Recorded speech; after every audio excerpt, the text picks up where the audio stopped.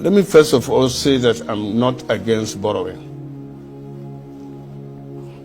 Even the greatest countries in the world, America, Japan, China, all are big borrowers.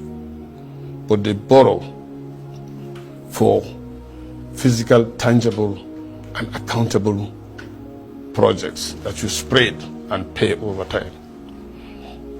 But my worry is not even in the borrowing, it's what you borrow for. Let me give you quickly a rundown of what I checked. You see, in June 2023, $500 million was borrowed for women program to scale up what they call NPWPS. Can you see that? Can Nigerians see it? Where are the women? Then on June 23rd, the same day, $800 million was borrowed to cushion the impact of high petrol prices after fuel subsidy removal. How? Where? Then on September 23rd, 2003, under the same government, $700 million was borrowed again for Adolescent Girls Initiative for Learning and Empowerment. Then, on December 23rd, the same thing, $750 million borrowed through what they call renewable energy scale-up. Then June 2024, $1.5 billion was borrowed to support Nigeria's reform for economic stabilization to enable transformation. That one sounds very spurious, I have to be honest. Okay, you see? Then in June 24th, $750 million again was borrowed for immediate financial and technical support for efforts to stabilize economy and to scale up support to the poor and most economically at risk. Then on September... Well, they would argue with that particular one that they've been making payments to a lot of poor people. Where are the poor people? Some of their cash transfers and things like that. Look, whenever you're doing something, if it is true, somebody will come out to say thank you. But are these loans, are they approved by the National Assembly? I mean, do they pass through your Senate for approval? No, what passes through the Senate so far as this is these are itemized. Right, the bulk of it passes No, the bulk, through. you don't pass the bulk, you pass the itemized. If, for example, right. before... So were all these itemized things approved? Not to my so you're saying they're extra? Not to my knowledge, not to my knowledge. Because I know that... Because such amount, the medium-term expenditure framework. Right. It's something that they bring and we look at and maybe approve it, but that is not to say it's a blanket. So you're saying these things have bypassed the National Assembly? That is it, so far. The reason I say that is that I know that in November 2024, the Senate approved 1.7 trillion naira or something to that effect, that the government had requested, which is several... No, it's not. Charles, get it clear. Before you pass the budget annually, there's the midterm expenditure framework that must come before the National Assembly for approval. These are the things that the government is anticipating to spend, but that is not to say that even if it is approved, it is a blanket approval. No. Right. Every item, every of this must be accounted. Yes, right. No, because you need to ask questions. How are you going to do that? How is it important? And when is the money? What are the terms? All these things are supposed to be discussed first before you engage in it.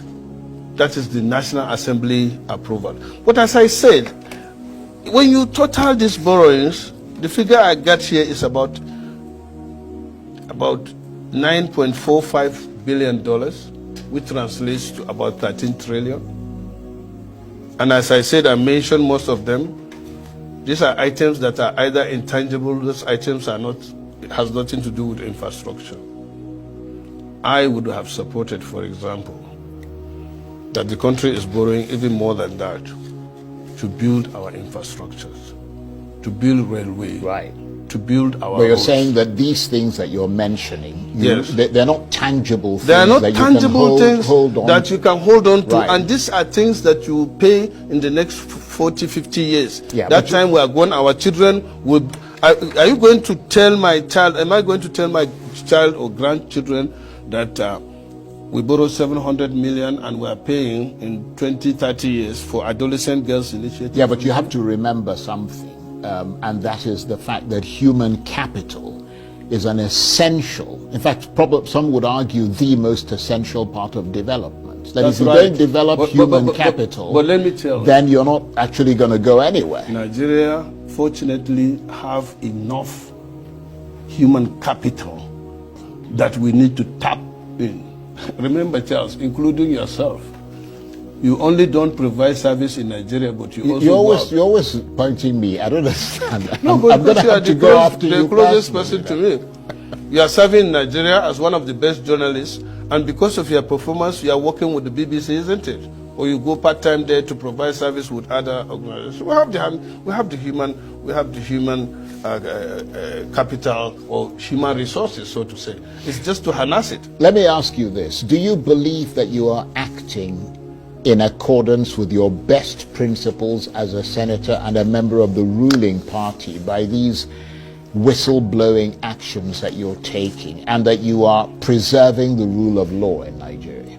Yeah, right. But let me correct that. You see, I'm a bona fide member of APC. In fact, one of those that signed onto the initial formation of APC. And Nigeria is my country. And as I said, I don't have any other country. Well, you've made that point emphatically, and I always get worried when you start going in that direction. Because I promise don't know not what to you're going- touch you again. But let me ask you, because we're running out of time. Time has been galloping ahead. I mean, how does all this, because I remember, I noticed you mentioned somewhere about 2027. Does all this play into 2027? I hear them talking about 2027 all the time, but for me, I'm not. I'm talking about today and at most tomorrow. I'm 65. I thank God for my life. All these people shouting about 2027, they don't believe in God. Because 2027 is a year ahead. And we don't know whether Ndume is going to be alive then or even the president. And they are busy shouting about 2027. Yeah, they but have you have not to plan finished. ahead. Wait now, we have not finished with the mandate. We are just 2 years. In fact, until next month, the president is not 2 years old. And you are talking about 2027. Let him finish. By the time the president is performing very well and Nigerians are happy, nobody will come and start talking about competing with Mr. President. It will be automatic. But as it is now, they keep on talking nonsense as far as I'm concerned. Because, as I said, three things will determine whether this government is going to succeed or not. One is security. Two is welfare of its citizens. And three, that is related to the welfare, is the economy itself. If it is not performing, then you can go and be talking nonsense. It will not work.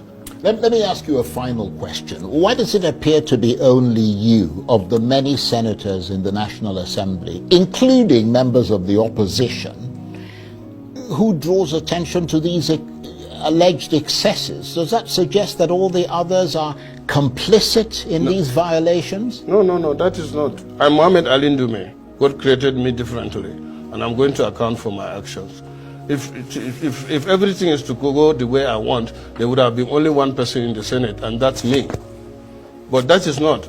So we have 109 of us, different senatorial district, different makeup. God does not create two persons at a time. So I cannot speak, and I cannot say my colleagues, but let me tell you, I have the support of the people, including my colleagues. The only difference is that they can't come out and take the bullet the way I do. They don't have the guts. They don't have, not that they don't have the guts, but they are always thinking that something will come. No, not me. On that note, I have to say that the intrepid Senator Ali Ndume, it's always a pleasure having you here. He is the APC Senator representing Borno South. Great to see you again.